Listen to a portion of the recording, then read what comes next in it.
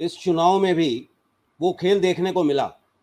अमित शाह ने जिस तरीके से, आपको याद होगा कि third fourth phase seventh six fifth phase के आसपास उन्होंने बीएसपी के बारे में कहा था कि उनके पास जो धरातल है, उनके पास जो वोट बैंक है, जो बेस है, वो है उनके पास। उस पे मायावती ने रिटॉर्ट किया था, नेगेटिवली नहीं। उनके नैरेटिव्स को आप देखिए, उन्होंने कहा यही नहीं, इसके अलावे भी मेरे पास हैं। यानी कि आप ये पॉइंट आउट करने की कोशिश कर रहे थे बीजेपी की तरफ से इन अ वे कि इनके पास ये वोट्स हैं, जो दलित, बैकवर्ड्स, ओबीसीज की जो उनकी धरातल थी वो है उनके पास, वो अभी भी खिसका नहीं है। क्योंकि बीजेपी को पता था कि अगर ये खिसक जाता है उनके पास से तो कहां जाएगा।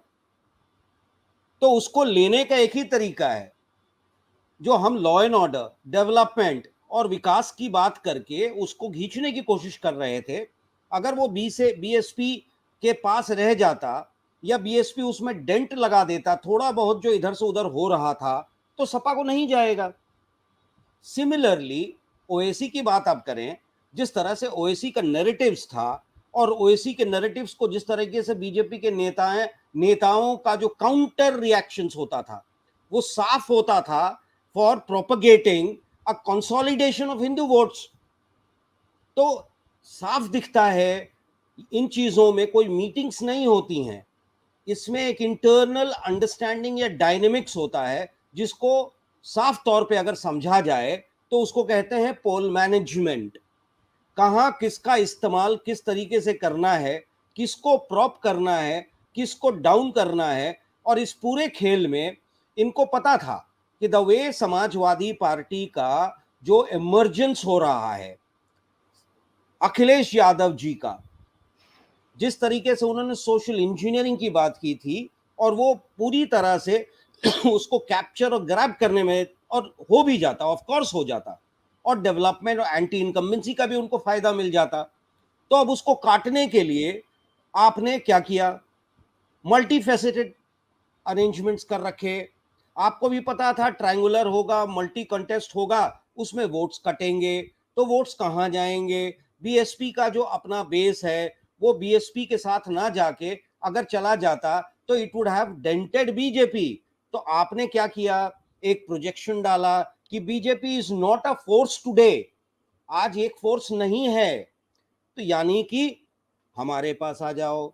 मुस्लिम में इनको पता था कि 100% आएगा नहीं, जो थोड़ा बहुत परसेंटेज 7 से 5% मिलता है वो तो मिलेगा ही मिलेगा, पर जो मेजर जो जा रहा है उसको डेंट करने के लिए you have to have a third force.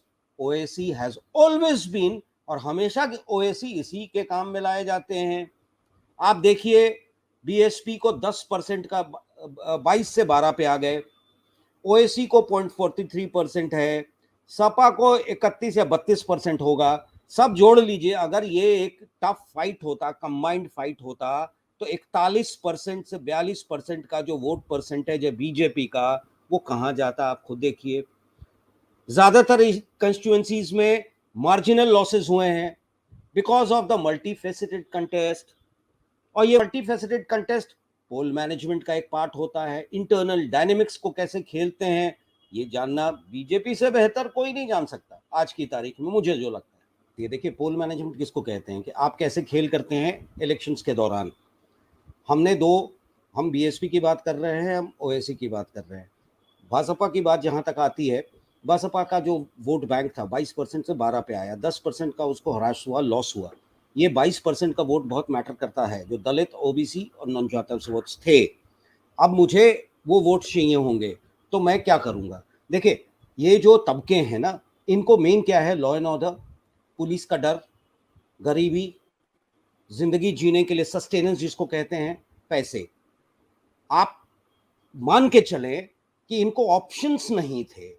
इनको एक ऑप्शन था बीएसपी का, पर इनको जब लगा कि बीएसपी पूरी तरह से खड़ा नहीं हो पा रही है, और वही अगर बीएसपी एक कोऑर्डिनेटेड वे में एक जिसको कहते हैं ना अलायंस के तौर पे एक प्रोजेक्शन कर सकती थी, अगर की होती सपा के साथ या किसी और पार्टी के साथ, फॉर दैट मैटर इवन मैं कह रहा हूं कि कांग्रेस के साथ ही आप मान लो कि हम भारतीय जनता पार्टी के खिलाफ खड़े होंगे, और अगर वोटर को यह फील होता कि एक ऑप्शन है, तो दे वुड नॉट, वो बीजेपी के साथ नहीं जाते, बीजेपी के साथ नहीं जाते। मैंने सुना है आपके चैनल पे, मैंने सुना है और जगहों पे, मैंने जमीन पे देखा है लोगों को बोलते हुए किसको देना है, तो बसपा को देना है, जो उनके वोटर हैं वो उनके साथ हैं, पर उनके पास ऑप्शन क्या है? लास्ट मोमेंट पे जब वोट देने जा रहे हैं ऑप्शन नहीं है।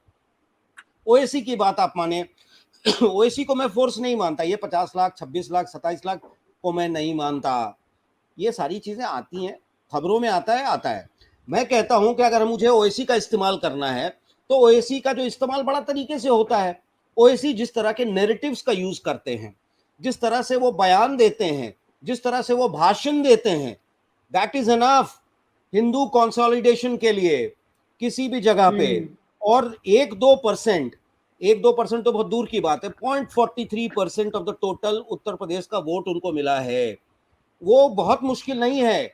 जो कहते हैं ना phonetics, fundamentalist, Muslims, I mean minority community, I am sorry use the word Muslim, minority community के जो फेनेटिक्स होते हैं ना, जो हार्डकोर, उनको एक वॉइस चाहिए होता है, क्योंकि उनके पास और कोई काम नहीं है। इसी तरह के लोगों के पीछे जाते हैं जो कि आउटराइटली, जो मुंह में आए, किसी भी कम्युनिटी, किसी भी कॉम्युनल लाइन पे बोलते जाओ, क्योंकि उनको पता है कि हमें तो वोट मिलना नहीं है, हमें वोट नहीं मिलना है, पर हम एक तरह से उनको कंसोलिडेट कर देंगे, उनमें एक प्रोवोक कर देंगे कि वो एक तरफा वोट दे दें। इसी का इस्तेमाल कहते हैं पोल मैनेजमेंट। हमने आपको एक्सटर्नली कुछ नहीं दिखाया कि आप मेरे साथ हैं, इंटरनली मुझे पता है कि आपका इस्तेमाल कैसे करना है। एंड मैं आपको बता रहा हूं, इस इलेक्शन में, यूपी के इलेक्शन में प्रॉपरली तरीके से, जिसको कहा जाता है, बहुत तरीके से बीएसपी और ओवैसी का इस्तेमाल किया गया है कि आप एक प्रोजेक्टेड फेस ही नहीं है। चार बार के चीफ मिनिस्टर, 4 बार हमारी सरकार रही, और सरकार में कैसे क्या होता है आपको भी पता है, कहीं ना कहीं लूप होल्स भी होते हैं। केंद्र में किसी और की सरकार है और हमें पता है कि हम सरकार में नहीं आ सकते हैं, और हम जिसके साथ भी सरकार में आएंगे तो एक गठबंधन के तौर पे हम एक पिगी राइडिंग करेंगे। मेरी सरकार नहीं होगी, पता नहीं मेरी बातें मानी जाएंगी या नहीं जाएंगी, बेटर है be a silent player. You got my point? तो it's better to be a silent player ना।